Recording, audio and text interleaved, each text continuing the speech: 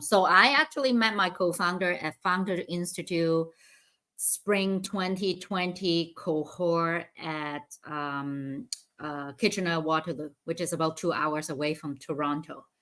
We had our in-person session with 30 people in the cohort 2 weeks before the pandemic lockdown. So I met my co-founder 2 times in person. And then because of the pandemic lockdown, everything was moved online. And it's the first time, the world has been doing these accelerator online. And a few weeks later, we were down to 11 people in the cohort. And that's when I look around the room and say, hey, David, my current co-founder, our CEO, I said, David, you are the smartest in the room and you have the best idea. And it's something that, I'm passionate about and technically I can contribute to.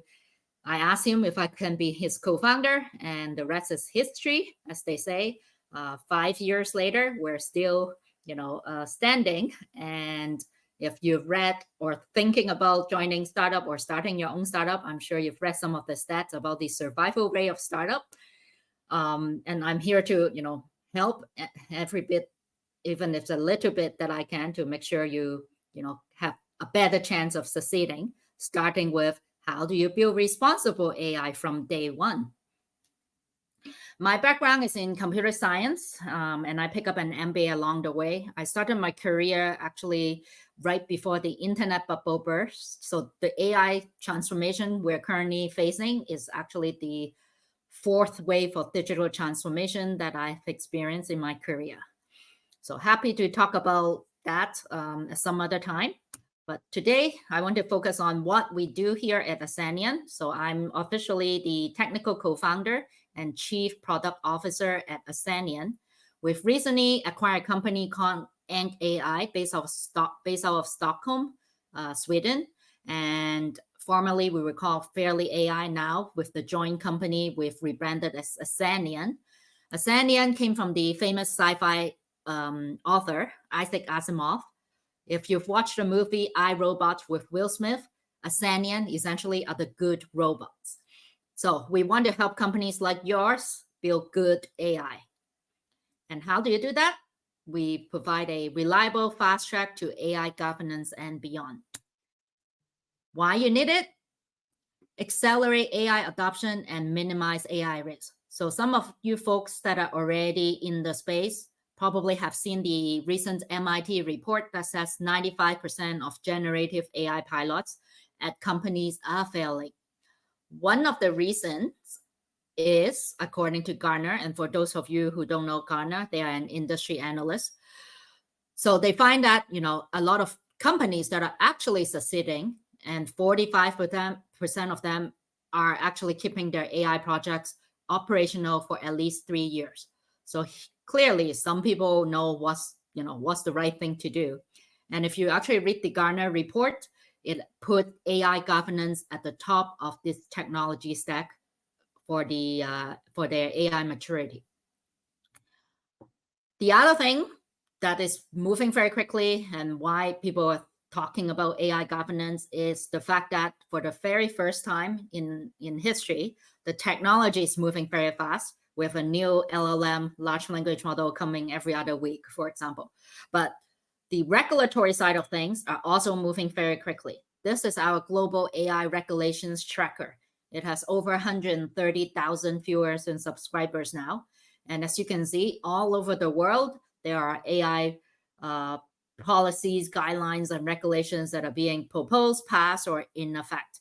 And some of you, if you're operating in EU or are planning to sell to the EU countries, there is actually AI regulation called the EU AI Act. It's passed last year. This year is already enforceable for the large language model provider, as well as what they call prohibited use case. But next year is when every single company that wants to sell or operate in Europe needs to be compliant too. And it is very much like GDPR, data privacy law. It's the same governing body that came out with GDPR and EU AI Act. And that's why a lot of people in the industry are looking at the EU AI Act as the gold standard for AI regulations around the world. very much like GDPR, became the gold standard for data governance around the world. And the fine is actually significant. It's 7% of global turnover, or 35 million euro, if you're found to be not compliant. So why AI governance matter for your startups? So EU AI Act is a good example of that, legal compliance. So a lot of startups, right? And we are still a startup ourselves, even though we're 5 years old. But if something that, you don't have to do, it kind of falls lower in your priority list. But when it comes to legal compliance matter, right?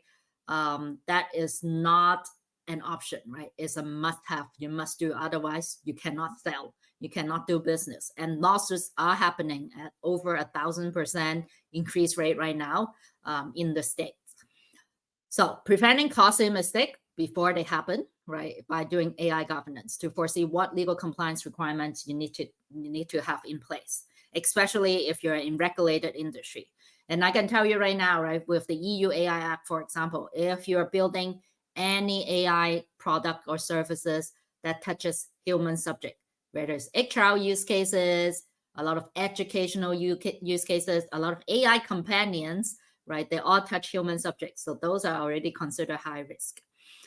Investor relationships. So we're seeing that investors are being more sophisticated now, want to understand where your training data set is coming from, for example, when you're building an AI product.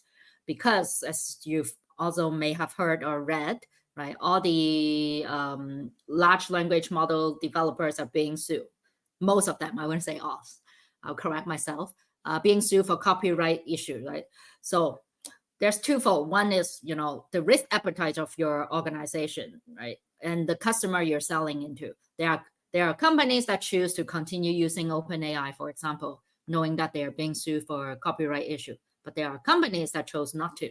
So that becomes like a question for your investor, whether they care what's their risk appetite of investing in a startup that, may be using data that are copyrighted, right? So those are things, if you know that this is potentially an issue, you would want to make sure that if you're thinking of training data, make sure you understand where that training data as license come from, and whether it is, an open source license that you can use freely, or there's actually copyright issue, right?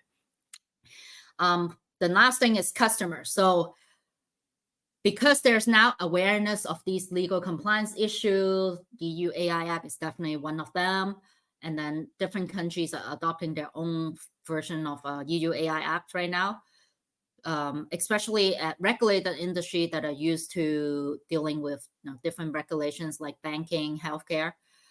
The procurement team are already asking some of these questions, like, show me that you're doing proper AI risk management. Show me that you're compliant. Show me your data provenance to make sure you're not using copyrighted material, right? So we're seeing that adoption at the very top tier consulting companies, the big tech companies. And because these big tech companies are now acquiring other AI solutions vendor from startups, same as the consulting companies, advising their clients, their Fortune 1000 client who are purchasing these AI products and services, right? There's a whole, flywheel going on in the regulatory compliance space, AI governance space. People realize that it's no longer, 2020, where you can build something and push it out and have no consequences. And then with recent lawsuits like Character AI, some of you might have read that, a 14-year-old boy committed suicide because the Character AI encouraged him to, right? So all these lawsuits is also bringing awareness to not only the legal community, but also the investors community, as well as the customers or the people advising the customers, the consulting companies. So all of that, if you can prevent it from day one, why not, right? And I know a lot of you, maybe it's just building in low-risk use cases, not the high-risk use cases that I mentioned that's touching human subject, right? And in those cases, you really just have to prove that you're not a high-risk use cases, and then you can continue doing your business, right? So the EU AI Act does require you to do an assessment to show that you're not high risk, right?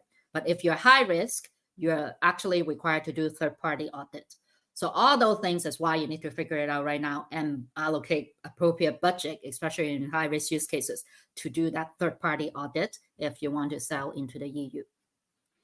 So you can feel free to ask me more questions later. This is very high level, and yeah, there's definitely nuances on specific use case, industry, regulations, jurisdictions, etc. So AI governance is one piece.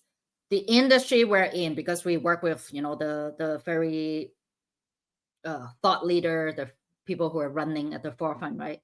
And people do realize that a lot of these AI governance are very static, compliance-driven checklists, right? Is how some people tend to implement them because they think that it's the same as GDPR, where you just have to say, oh, I have a system to check consent for data privacy, right? Like your opt-in, opt-out checkbox, right? That's one of the GDPR requirements. Make sure that people are opt-in, and then you're set. But no. So the EU AI actually, for example, ask if you've done the proper testing, right? So in the past, if you say if you've done the proper testing, then you're done. But with EU AI, you actually need to show how you've done the testing. How do you know the test results are good, right? And because fundamentally, AI systems are probabilistic. So for those of you who may not be, thinking about this issue, traditional software, 1 + 1 = 2. If it doesn't equal to 2, it failed. You cannot go to production until that's fixed. But with probabilistic AI systems, and now thanks to ChatGPT, everyone understood, even if you ask ChatGPT the same question, right? 1 + 1, should it equals to 2, right? Sometimes it gives you the right answer, sometimes it doesn't. So it really depends on how you ask the question and how many times you ask the questions. And hence this whole new concept of AI assurance become, one of the hottest research areas right now. And we are part of that. And I'm actually personally involved in 3 different global AI assurance think tank and working groups and pilots to solve this issue, right? Figuring out what to test, how to test, so that you have the confidence to approve these AI systems to go to production, right? Back to the character AI scenario, right? Like thought leaders are definitely trying to solve this. So if you're dealing with any AI companion, AI coach type of, AI therapist, AI mental health, type of application, right? Those are already deemed high risk, and like definitely there's a lot of thought leadership going on that I'm happy to share. I think I put my LinkedIn in the chat. Feel free to connect with me. But back to what's the definition of AI assurance, right? Very much like AI governance, depending on who you talk to, people tell you what it means differently. But standards definitely emerging, right? How do you do testing for AI is another word for it. Of course, you need to do testing before production, before deployment. But because of the whole probabilistic nature of AI, and that once they see real life data, the behavior may change. That's why you see continuous monitoring. And I would say this is the number one difference for all AI regulation that's been passed, proposed, or being considered. Is like, do you have a way to do continuous monitoring, right? And then the incident response is also very new, but it is very similar to the whistleblower in some of the industry, right? A way for your end user to report things that are wrong with your AI system, right? That is actually a part of the EU AI as well. You have to have a post-market monitoring system to allow people to, file a complaint with your AI system. And then regular audits really is for regular applications that already have applicable regulations or are deemed high risk in the EU AI Act. So, for example, HR regulation in the New York State or New York City. So if you have an HR application that is using AI to do employment decision, hiring, firing, promotion, resume screening, etc., then you need to have a third party to audit your AI system in order to be New York hiring law compliant. So those are the type of things that why you need to really understand the whole AI governance and AI assurance space when you're building your AI solution or product. So the good news is there's actually a lot of free resources, open source resources. You don't have to hire consulting companies, or like use a tool like Asenion, our tool, if you have the time and resources to do it, right? So there are a couple of popular ones. Globally, the NIST AI risk management framework is well recognized. And it is from the United States.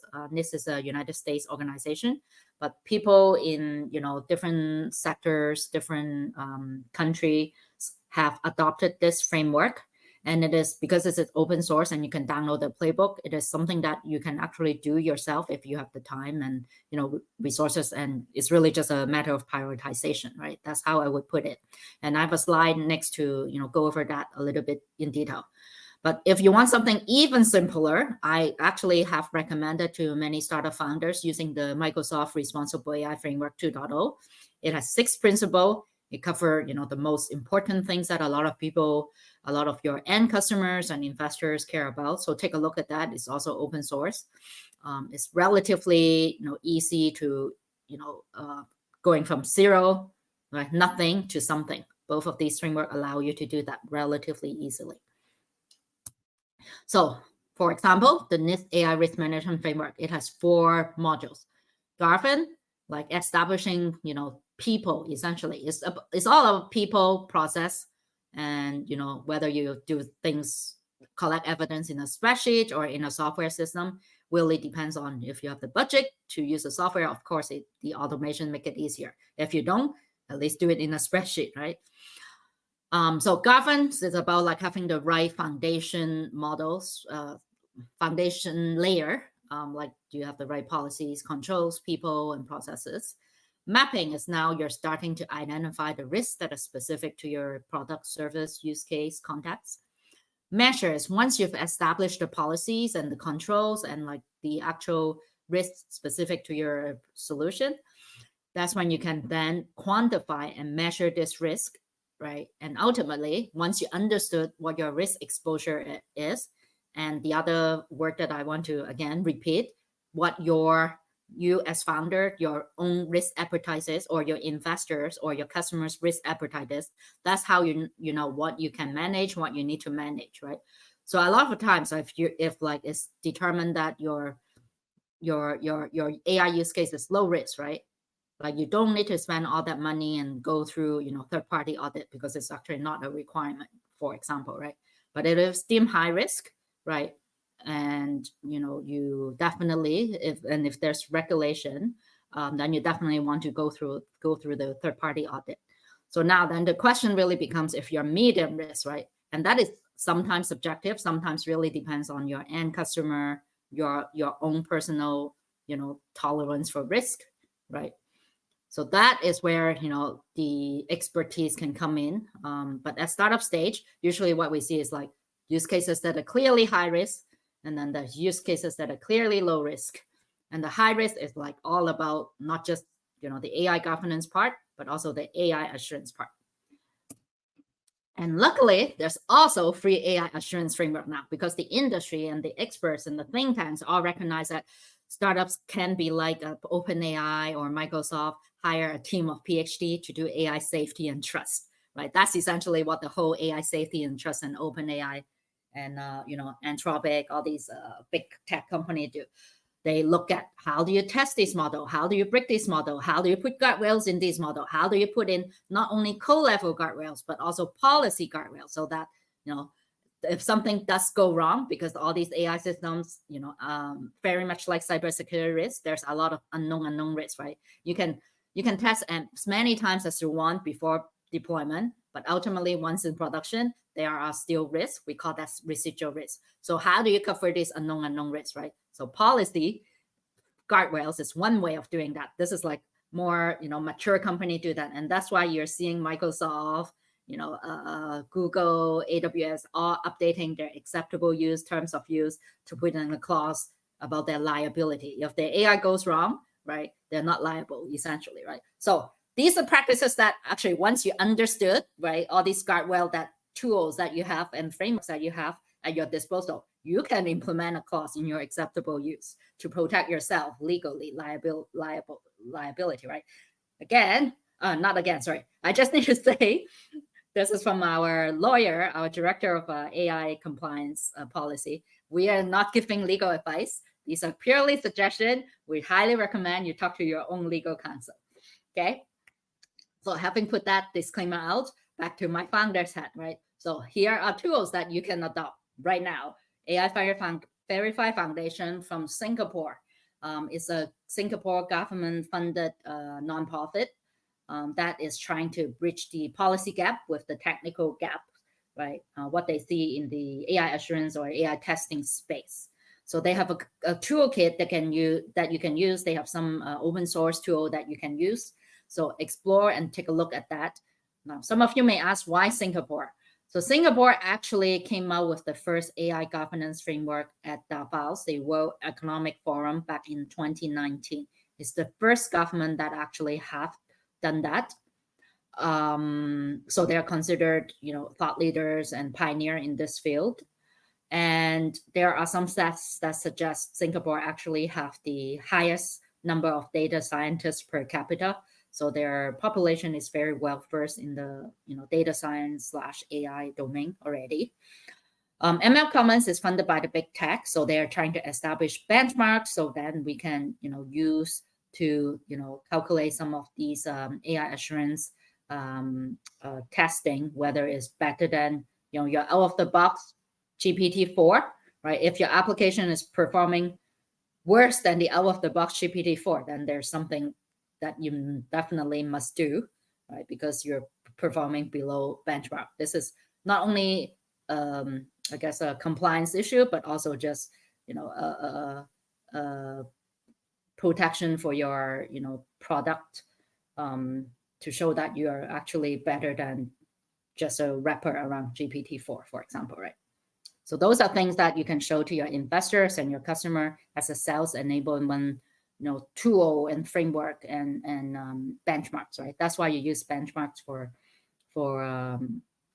to show that your solution is performing better than your competitors or these out of the box solutions or models. Now, for those of you who don't have the time budget, or maybe you're actually not a technical founder, you vibe code your app and you need some help, and you need to.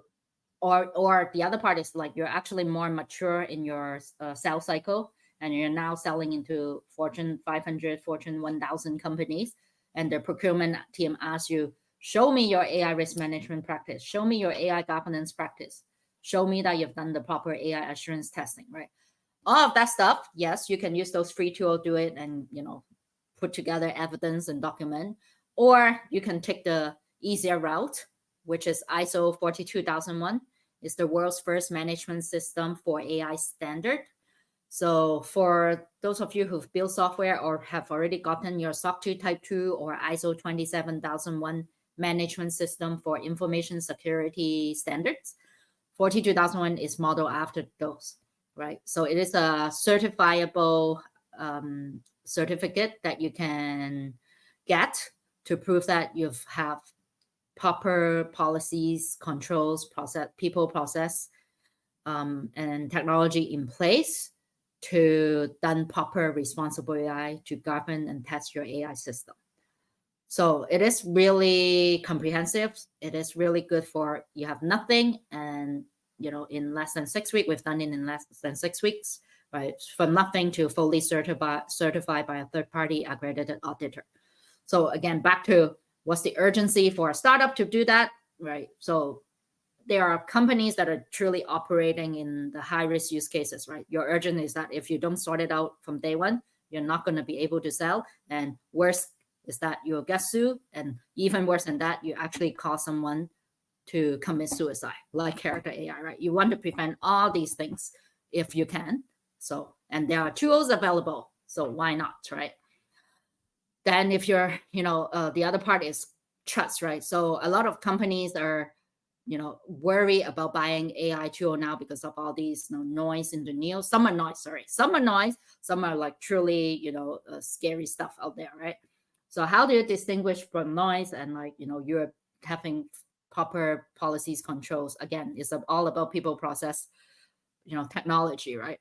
So 42001 would guide you through all of that, and you can get a real certificate that says, you've done everything, right? So it's not just you telling your customer that, yeah, I've done all these things, but it's actually certified by a third party. And it becomes a true differentiation for those, that have done it or those that do not. And now you maybe wonder, what's the cost? So here in Canada, there's actually a lot of government funding that people can tap into, and happy to share with Canadian founder. Just connect with me again on LinkedIn.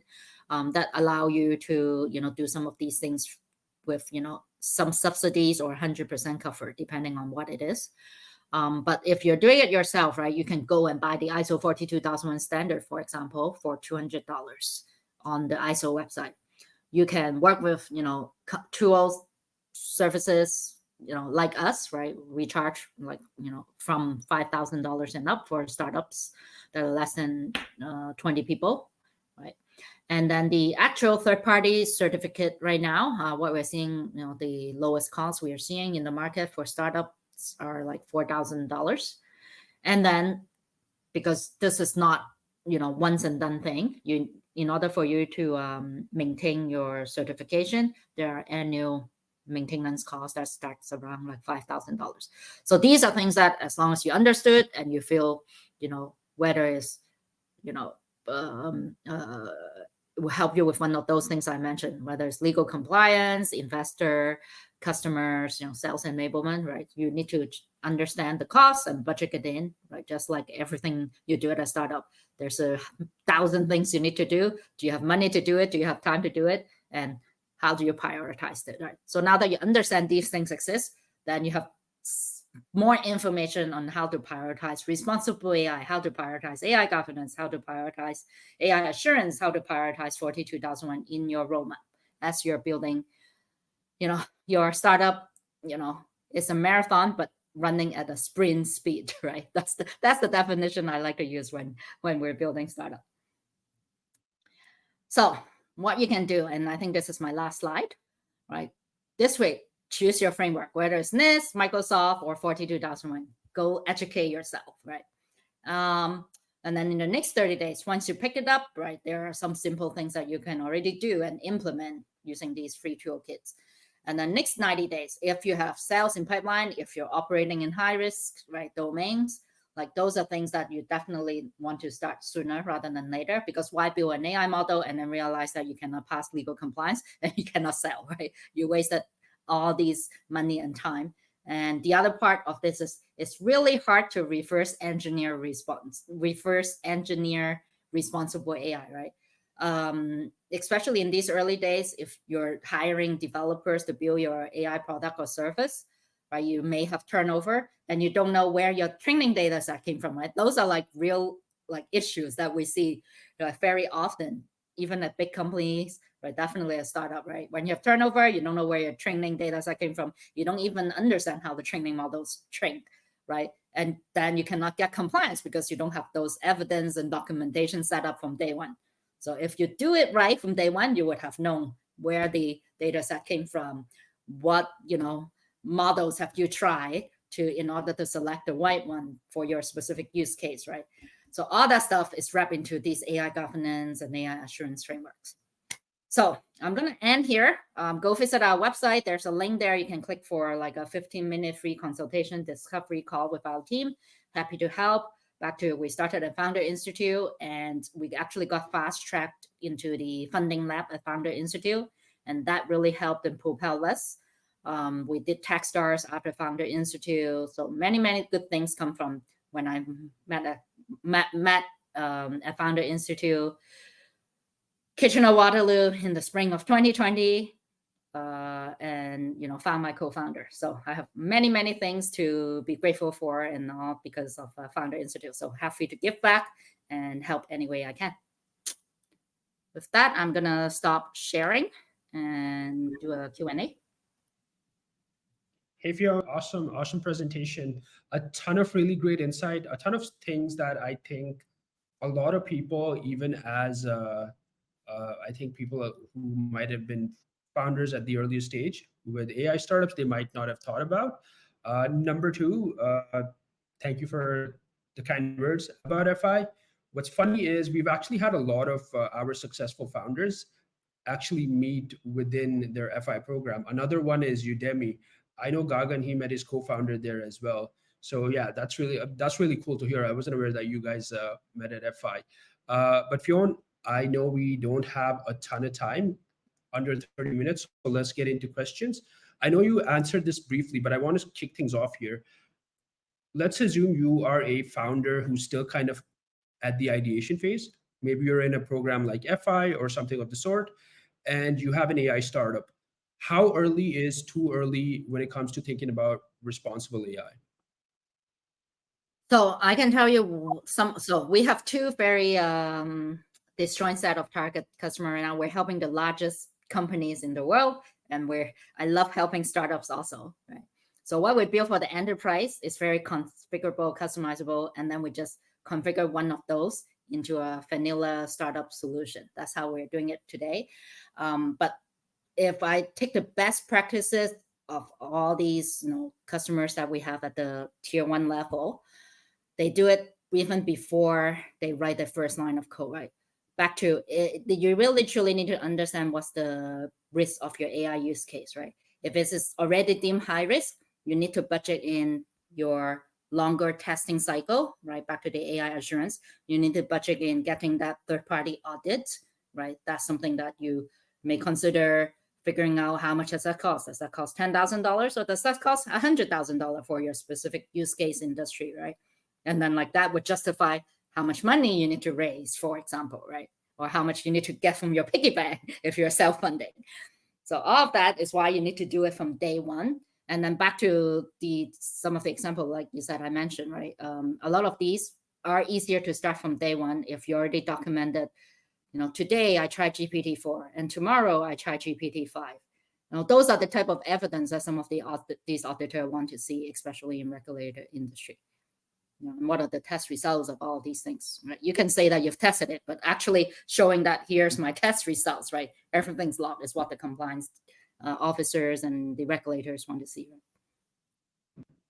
Awesome. And something that you talked about was the level of human interaction that comes with AI. Deems it like the more interaction, what I understand is the higher risk. So we had a question here from Samuel. I'll just bring it up on stage.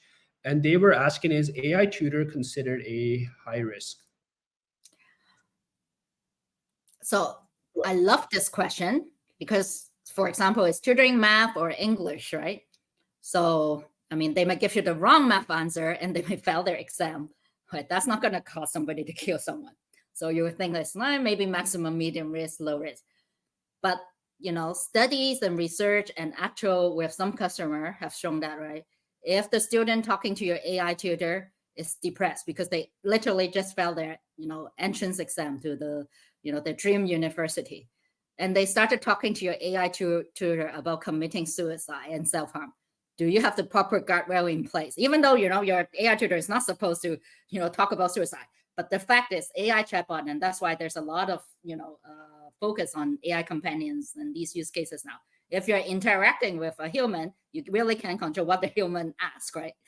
So like you need to make sure you test, and there are standards already emerged. Like if you look at ML comments, right?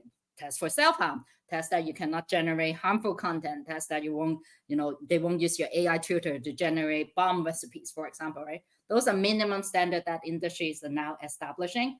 And again, right, if it's as easy as just, running through, a checklist of things, why not, right? You're going from zero to something. Back to, is it high risk, right? There's two things. Back to, what does the regulation say? What is your founder's risk appetite? And that's determining what's high risk or not high risk. Awesome. I hope that answer was helpful. Going back into mapping, we have a question here from Elizabeth. She asks, would mapping include the need for guardrails and identifying what these guardrails are for?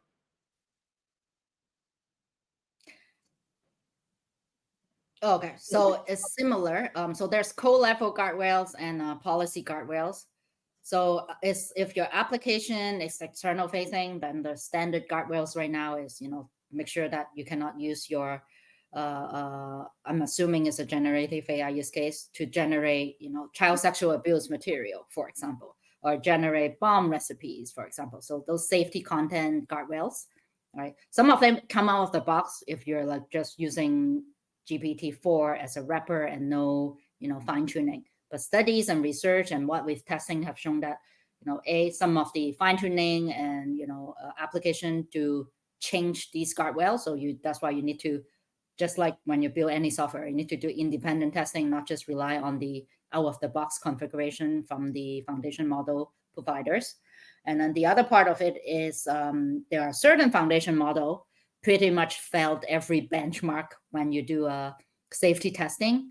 I won't name those models. You can look it up. It's a Stanford leaderboard for LLMs, right? So in those cases, right, if you chose to use those models, then you definitely need to put in your own guardrails. So those are all co-level guardrails, right?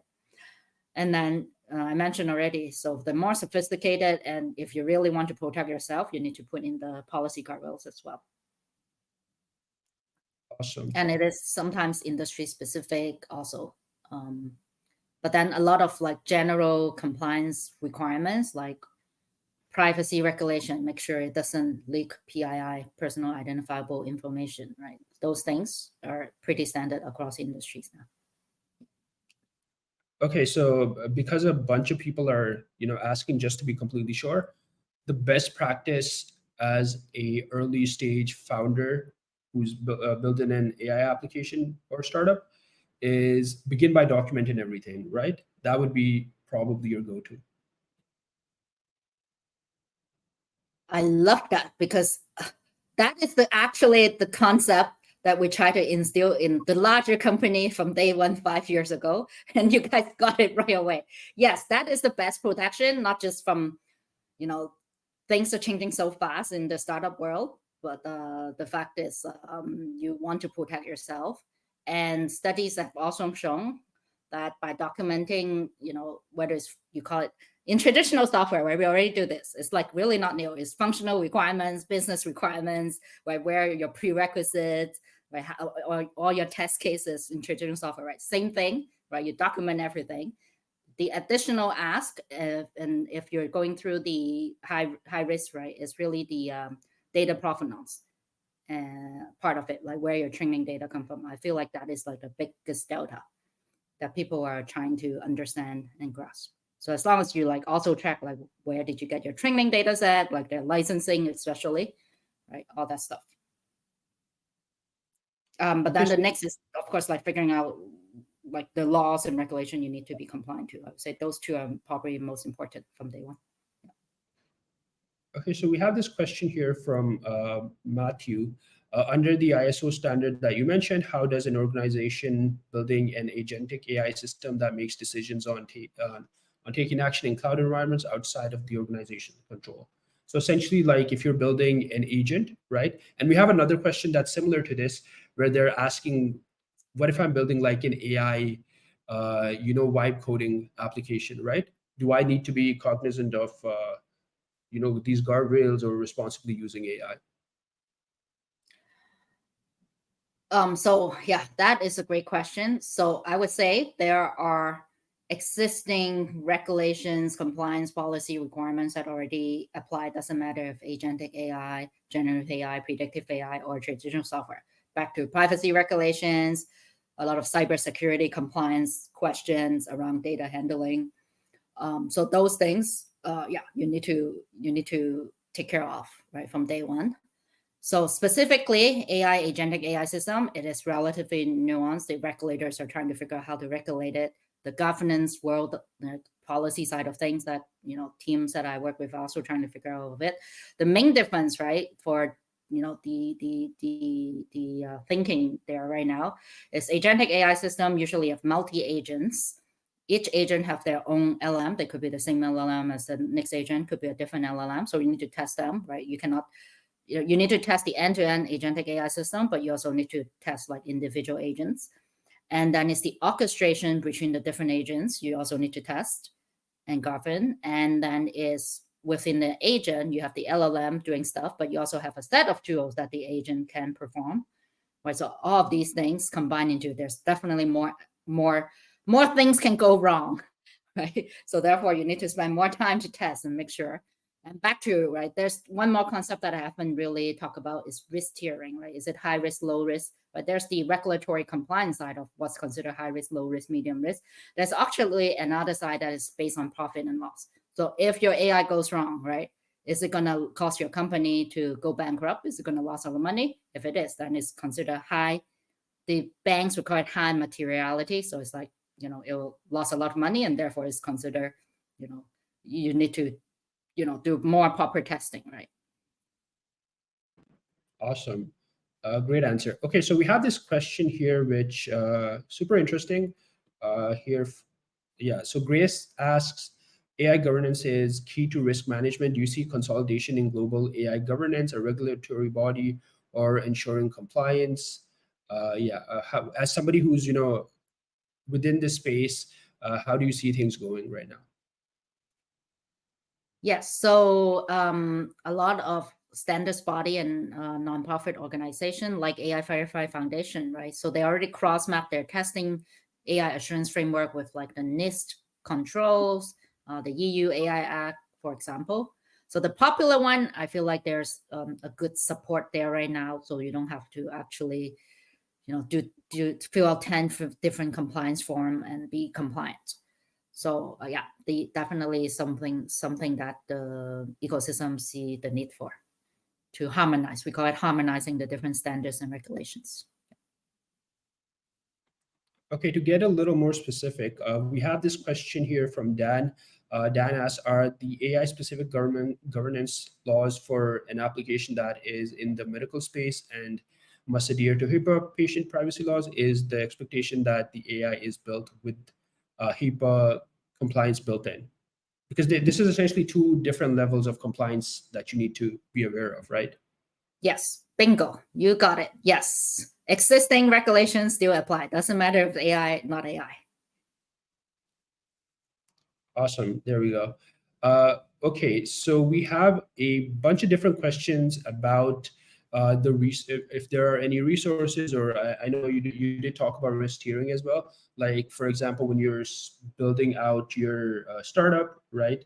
How do you determine high risk versus low risk? Like, is there some sort of scale that you should abide by, especially when you're right in the beginning stages, right, when you're putting together your idea?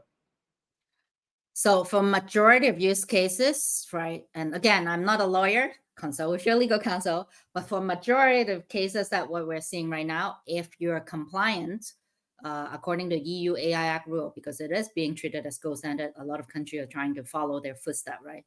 Then you can actually have a very good sense of, is it considered high risk, low risk, right? And there are tools out there that can do it for free. We also have a compliance tracker. So yeah, again, feel free to connect with me. I can guide you in more details. But if you're, for example, operating in China, they have a different set of AI regulation. What's considered legal in EU in China may not be legal in EU, for example, and vice versa, right? So those are specific use cases that you really do need to have more expertise helping you, I would say. But if you're, operating in, North America, EU, some of the APAC country, we actually have a quite large footprint in APAC also, starting in Singapore, but we have customers in Hong Kong, Taiwan, Thailand, right? So I'm happy to talk about the different philosophy, AI governance framework guideline, or go look at our AI global tracker. It'll give you some insights there as well. Awesome. Okay, so we have this question here from Elizabeth. This is a little more specific. Elizabeth is essentially building out a healthcare startup, and they are tracking a bunch of different things, right? That could be deemed as high risk depending on how they see it. So they're in pre-alpha and they're testing use cases. How do they set up the mapping so that the governance scales?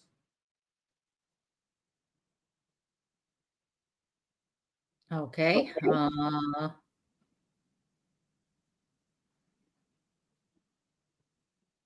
So that the governance scale. So I'm assuming when you say scale, meaning like you're expecting there's a lot of iteration since you're in pre-alpha, or you may have more than one model. You may have 10, 100 in your roadmap in the future. And that's why, you can right now maybe do it on a spreadsheet, but having a solution, a software system to help you automate some of these compliance requirements already mapped to these controls would be helpful. We see that as a need. That's why, we build this business. But like, again, like I early day startup, right? You're always juggling with resources, budget, time. So is it the right time for you to bring in a tool? Really depends on those three things, I would say. Yes, there's a solutions like ours out there that can help you scale and map, right? But is it the right time for you to do that? It's the question that you as a founder need to answer. Awesome. Okay, so we had this question here from someone. It's more of a comment, and you can confirm or deny. They asked if using, for example, OpenAI's API reduces your risk. What kind of risk is one thing I would ask. It could be security risk, it could be legal compliance risk, it could be ethical risk, but I would say ethical risk is the hardest to be like quote unquote compliant out of the box, because it really depends on the use case, jurisdiction that you are using the OpenAI for, right? So for example, a customer in Malaysia, and the Malaysian AI ethics guideline sets the LLM must be loyal to the king. Right? That's not a concept we have in Canada. So did you test that your LLM is loyal to the king? Did OpenAI tested that the LLM is loyal to the king, right?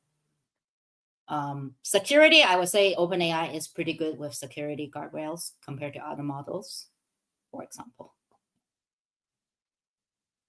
Okay, so we have a kind of a similar question. We're getting a lot of questions which are, becoming more niche and niche, right? So we're seeing a ton of different use cases for founders across the world. So Adil here from Pakistan asks, let me just bring it up on stage. In fact, are there responsible AI frameworks or validation checklists specifically for keeping LLM-driven financial insights accurate and grounded in real company data? Or as a whole, maybe if you could touch upon the frameworks for building out a fintech, right? An AI fintech. Are they different from regular AI governance? How would you put that? Yeah, so I would call this even one more step higher level. Is just regulated industry in general, right? A lot of like AI doctors, right? Making sure that you don't recommend something that's wrong, right? So the best practices there right now is you definitely have to have a golden data set that's provided by human to do the most basic level of checking is not answering the like popular questions wrong, right? That is the level number one. But level number two, like there are open source data on Hugging Face, for example, that provides some kind of benchmark, some kind of tool set for you to do these testing, benchmark these testing. However, right, if you're training your model to benchmark against these open source exam questions, I like to say that you're optimizing for the exam questions, and you definitely will have blind spot in your LLMs, right, for other areas that these benchmarks don't cover. There are, but it's back to the 0 to 1. You are at the 0 to 1 stage. Doing nothing is not an option anymore. Doing something is better than a lot of startup already. Is it going to be perfect? No. But back to the original concept, what's the risk appetite of your company? That really depends on the use case, the profit and loss, right? Is it regulated, right? The regulator, is it considered high risk? So all those things combines back to how much you should test, right? And what you should test, right? All these things.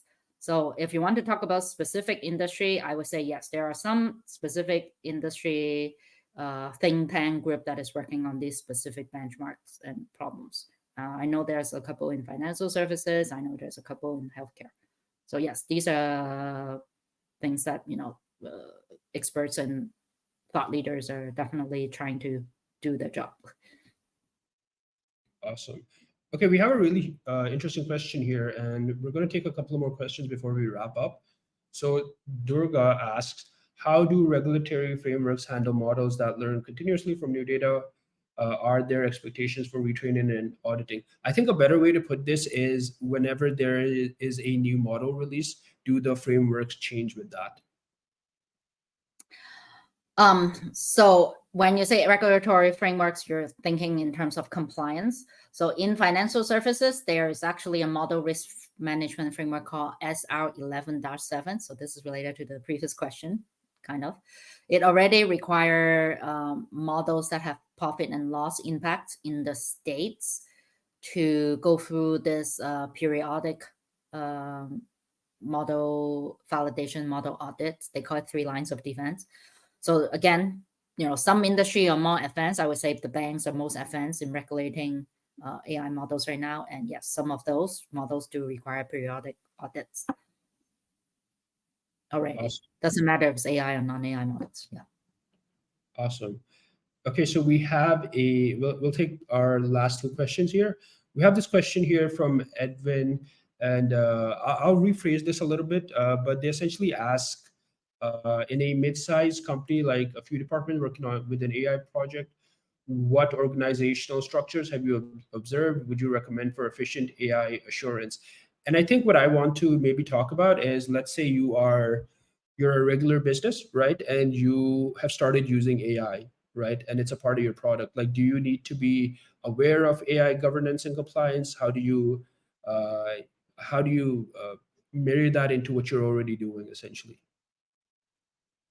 Yeah, I think the main thing, especially if you're in a mid-sized company that is trying to, bring in AI, versus like your AI startup that's like AI first from the beginning. What I found, and because I had my chapter 1 in traditional software, enterprise software, right, is if you're trying to budget, project plan your AI roadmap like you do with traditional software, you're bound to fail. Because traditional software, again, is deterministic, easily can tell when you can achieve 100% compliance, 100% accuracy. But probabilistic model, right, even though if you add 10 more PhD to your team, if you don't have good data to begin with, a lot of the times, right, you're not going to get the 90% accuracy rate or 95% accuracy rate that you need to go live. But do you even need 90% accuracy rate? Do you need 95, or is 80% okay, right? So all those things, you need someone to understand these concepts and establish the right policy, right? Sometimes it's someone looking at, are there established industry benchmark that you use 80% for your industry is considered acceptable. Therefore, you only need 80% accuracy rate before you can approve this AI, right? So all those things are why you need the AI governance and the AI assurance experts in your team. And like we specialize in that. So happy to help and talk to your team about that. But like back to the roles, right? At the minimum, you don't want to have your data scientist, your machine learning engineer be the only one that understand these concepts and tell you that it is my model is 95% accuracy. The first question you should ask is, what's the sample size you used to test this, right? Did you test it 10 times and like all 9.5 times is correct, therefore it's 95%? Back to, what's the risk tiering of your AI use case? If it's a self-driving car, testing 10 times and tell me that it's 95% accuracy is not good enough, right? If it's an AI medical advice chatbot, testing 10 times is not good enough. Right? That's why you need to combine all these concepts and really understand it's a new paradigm to test AI models and these probabilistic system, right? So I think you need someone that's independent from your development team to be the tester. I think that's like how you can protect yourself, especially your founder that is non-technical. Awesome, great, super detailed answer. Okay, so last question here. Um, and this is because a bunch of people have asked, and I'm also very curious. Fion, what are some good resources, or like maybe some blogs or reading materials that people can refer to when if they want to stay updated on AI governance and frameworks? And also, of course, they can always add you on LinkedIn, right? If they have a question, shoot one over to you. But like, what would you recommend other than that? Yeah, well, definitely sign up for our newsletter I'll put the website name again, asenion.ai here. Sign up for the global AI regulatory tracker, specifically if like you're operating in regulated industry. or you just want to make sure that you follow these AI regulation developments. So I would say the tracker is our most popular resource, free resource to subscribe to. And are you allowed to send out an email afterwards for the attendees? I can give you a list and you can just email it out to people. Yeah, we do send a follow-up email. If you have whatever resources you want us to share, we'll do that for sure. Sounds good. I'll do that. Awesome, perfect. There you go, folks. And in case you're wondering if you'll get a recording, you will. We'll be sending out a recording of this of the webinar in the next 48 hours, hopefully with those resources as well. Fion, thank you so much for taking out the time to be here.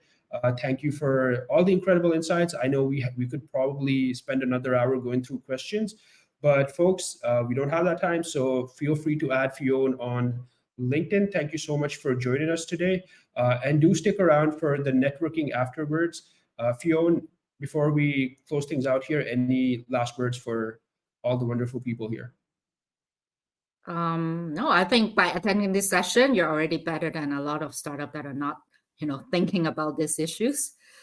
And like I said, it's hard to reverse engineer responsible AI. So doing it from day one definitely will make your life easier down the road. Thank you, everybody, for your time. And yeah, feel free to connect. Awesome. I hope you all have an amazing day ahead. And if you want to be a part of another FI event, head on over to fi.co/events. We'll see you in the next one. Take care.